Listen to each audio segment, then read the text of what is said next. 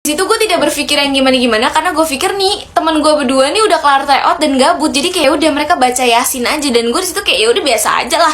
Terus sampai di mana gue akhirnya menyadari bahwa nih orang Yasinan cuma di 2 ayat itu doang, Yasin wal Qur'anil Hakim, diulang-ulang mulu. Terus temen gue yang di samping depannya juga kayak ketawa-tawa ngeliat ke arah gue. Di situ kayak gue bingung, ini apaan nih maksudnya?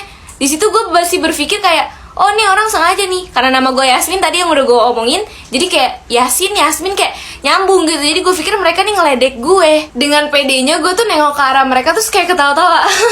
Kenapa sih lo? Ada apaan sih? Ada apaan sih? Terus teman-teman gue tuh yang kayak cuma Yasin wal Qur'anil Hakim, gue kayak apaan sih, ada apaan? Terus kayak gue masih ikut ketawa-tawa. Gue gak nyadar ternyata apa, di belakang gue tuh ada pengawasnya yang ngeliatin gue dari tadi. Gue tuh emang orang yang kalau udah fokus sama sesuatu tuh suka gak sadar gitu loh ada orang atau ada siapapun di belakang atau di samping gue. Itu bener-bener gue yang kayak ampe udah kesel sama temen gue karena Yasinannya tuh cuma di 2 ayat itu doang yang tadi gue masih ketawa-tawa. Gue yang kayak sampai kesel, terus kayak ya udah gue nggak menghiraukan mereka, bodo amat mereka ketawa-tawa. Bahkan teman sebangku gue nih, ini yang gue kesel, dia kagak ngasih tahu gue bisa-bisanya kayak nyolek gitu atau apa, enggak, dia cuma yang kayak ketawa-tawa doang. Kayak gue bingung kan, apaan sih, apaan?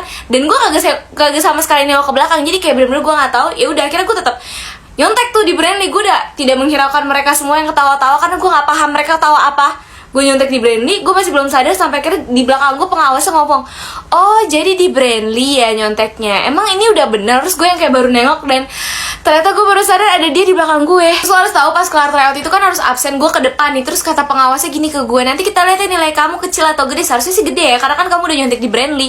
Gue yang kayak pengen hilang aja gitu. Udah gitu pas gue diciduk tadi, itu satu kelas tuh pada ngeliatin ke arah gue dan ngetawain gue kayak, ini harga diri udah gak ada makin gak ada. Dan lo tau gak pas pembagian nilainya itu berapa gue? Kecil, malu-maluin banget. Gara-gara kejadian itu gue yang kayak sadar gitu, kayak oke, mungkin ini teguran gitu kan, asik. Mungkin ini teguran biar gue nggak boleh nyontek gitu. Gue harus mengerjakan dengan kemampuan gue sendiri. Akhirnya kayak gue selama beberapa ujian gue tuh nggak pernah nyontek. Kalau pengawasnya keliling, kalau duduk ya sabilah. Nggak bercanda ya Allah.